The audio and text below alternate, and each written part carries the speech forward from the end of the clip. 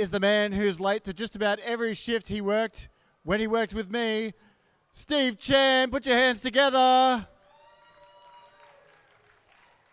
Fun fact, he had to do 10 push-ups for every minute he was late. His chest was looking great when he worked at St. Hello with me.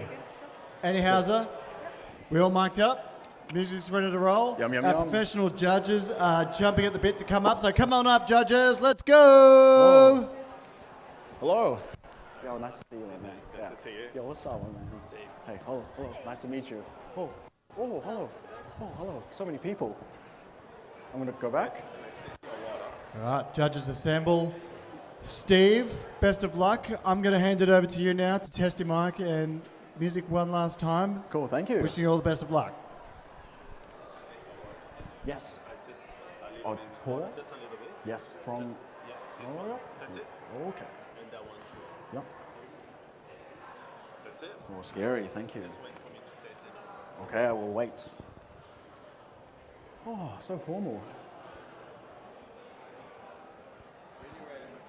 Oh, that was so quick. Cool. How do I tell? Yeah, let's run. Oh, cool. Ready? Just say time. And then sick. Music's on. Sick. All right, cool. Time. Hello, judges. My name's Steve. Thanks for being here with me today. I used to be a coffee boy. Coffee was my jam. And I guess both fortunately and unfortunately now, it's more peripheral in my life today. For that reason, I feel like I'm standing in front of you guys right now. So I'm here for 3 reasons. 1, learning. As daunting as competition is, I love the learning and journey that usually takes on. The self-learning, the things I've learned, I can't wait to share with you. I'll tell you about it later. Beautiful, mwah, mwah. The second thing I love, it's a bit of ego thing for me, is it's inspiration. Currently I work with a lot of really cute boys and girls at the shop. And again, very egotistical. If what I do on this platform today or in the journey throughout helps them positively in any way, like small, medium, or large, I'm a happy man. I can go home happy. Mwah. That's the goal. My third and last is to celebrate. I'm a celebratory man, and I celebrate best through making tasty drinks for tasty people, hence what we're here today. But again, I forget how daunting coffee is, or not coffee, this coffee competition is. For example, up until 2 days ago, and this is completely honest with you guys, I was stressing so much. I had the privilege of choosing between many different coffees, and they're all really, really cool. But I was umming and ahhing because every coffee had strengths, weaknesses, And for me, it didn't really make much sense. It was only until my friend Hanny came through, shout out to Hanny, wherever he is in the crowd, he's a G. He sat me down, we talked through some things, and all the trials and tribulations. And he asked me, have I ever thought about blending? And I said to him, yo, I'm going for a coffee competition, I'm not making a milk blend or a seasonal blend, I want a coffee that can wow the judges and maybe place them somewhere. He effectively went shh, you shut your mouth. And then we went from ground zero again. We did blind cupping, talked objectively about everything, talked through strengths and weaknesses, ended up blending some coffees, which was surreal for me, and I can't wait to show you this blended coffee we made today. It's even so surreal, it's at the shop at the moment, and this is a bit of segue. We're in the position right now to make wine for the first time. So we've got 600 bottles of chilled red coming in summer, yada, yada, yada. It's 80% Grenache, 20% of a varietal no one really cares about. In the 80% Grenache, 50% carbonically macerated, 50% destemmed. All that saying is it's so cool how all the variables of that make up the final product. But it was so easy to make that conversation with a winemaker, but when Hanny spoke to me about blending, I was so shocked and so apprehensive, which made the final cup so much cooler for me today. So let me talk to you about my final cup. This coffee is amazing. It's 2 coffees from the same producer, same origin, Panama Geishas both, from Mr. Jamison Savage. I always mispronounce his name, wrote it down on my hand. It's 60-40 blend, so 60% we use a carbonically macerated, whole cherry carbonically macerated geisha. Delicious, think big, bold, beautiful, mwah, mwah. What it lacks though is that complex acidity. So we also blended in 40% of a washed geisha, which when we blind cupped it, thought it tasted like a little ballerina with a whole tutu and everything. Got a really nice delicate acidity, Oh, really delicious. So it rounds out the whole coffee. So without further ado, can't wait to make you guys some coffee. A little technical. I guess in the same regard as well, to highlight this blending component we did, I want to talk about, I guess, my brew and my brew method. So to, I guess, compensate with both blends and to highlight both bodies, today I'm going through a 4-pour method. 4 beautiful pours. All 4 pours aren't actually exactly the same. So the first 2 pours I'm doing right now, quite a little bit aggressive, but quite round in terms of approach. What I'm hoping with this one is that it really accentuates that bold, beautiful flavors in terms of the base. To this effect as well, I'm using a bit of a higher temperature. So at the moment, I'm using 91 degrees water for this.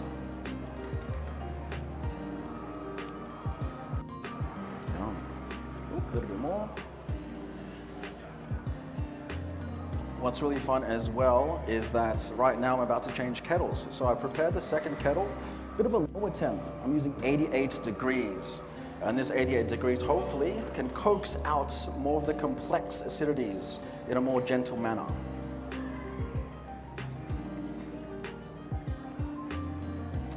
In terms of everything else, pretty much I feel straightforward. Using a dosage of 15 grams, looking for 225 mils out.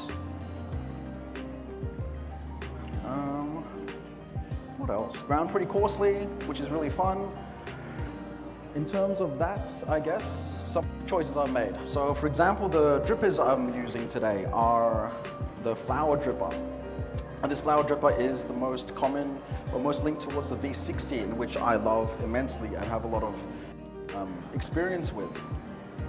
More so, the plastic nature of it is really good for heat retention, which will be adding to the body and sweetness in the final cup. I've also selected for you pink cups because that emulates all of the pink flavor notes that I'm about to tell you guys now. So let's get to the nitty-gritty. Intro aside, delicious stuff. We'll go from aroma to the whole shebang, but ideally I'm gonna explain everything really quickly and I'll get everyone to assess the aroma at the end. Because I've got a bad memory, I'll do the aroma twice, just in case. First time aroma, delicious. Upon swirling and sniffing, you'll have nice berry notes, very berry driven, like strawberries. A little bit of tropicality as well, pink guava, and some subtle notes of coconut. Yum, delicious. Please take note of the strawberry and coconut, because that's going to be a weird underlying theme throughout the notes as well. In terms of flavor, this coffee is very berry driven, through all things aside. When hot, you'll have strawberries, very berry, strawberries, raspberries. When it cools down, a bit of that milk chocolate and cacao butter comes out. Also, throughout, there'll be a small hint of coconut, which will be really exciting. The flavor, I feel, is quite medium in terms of intensity, which is great. Next, we go on to aftertaste. The aftertaste is quite medium in terms of length, quite pretty as well, but flavors of milk chocolate and cacao butter. After that, we've got acidity. Acidity is a fun one because we played around with it a little bit. So acidity, we have starting again berries. You got your raspberries, you got your strawberries, you even got a bit of blueberries. As it cools down a little bit more, you've got your malic acid. So think of red apples. After that, because of the variety of geisha, you got your stone fruit and yellow fruit qualities. Think peaches, nectarines, delicious. After acidity, we've got sweetness. Oh, and acidity is also medium in terms of intensity, in my opinion. After the acidity, we've got sweetness. Sweetness, as I've been saying, very berry forward, very berry compote. I think very berry compote, and as it cools down, the sweetness almost turns a bit candy-like as well. Also very medium in terms of intensity. And then last but not least, we have a texture and mouthfeel. Texture and mouthfeel, I feel, is quite juicy throughout, quite mediumly juicy. There is a fun little, when it cools down the first time, I think it gets a little silky. But it also, in general, it is pretty juicy throughout. Yum.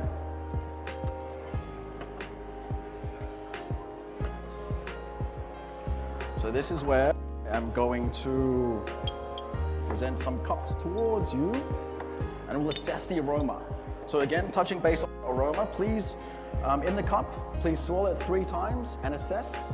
Thank you, James. Again, for a small reminder, we're looking for notes of things like strawberry, pink guava, and coconuts. All delicious components. Yum. Yes, please swirl 3 times and assess. I'm gonna do a little dance.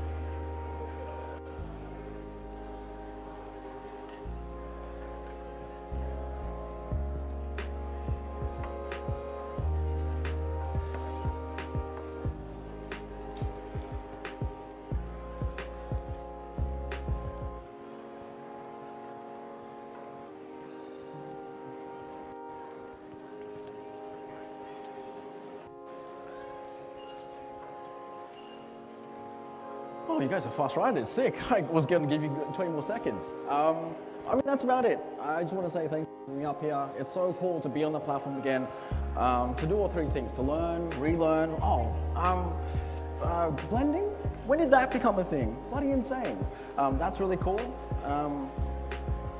Celebrating, it's really nice making yummy drinks for yummy people. And also, I hope no one from work is here, but it'd be really cool if any inspiration was had. Thanks for being with me today. Time. Steve Chen, ladies and gentlemen. Oh, shit, there's people. Oh, shit. Come over here, Steve.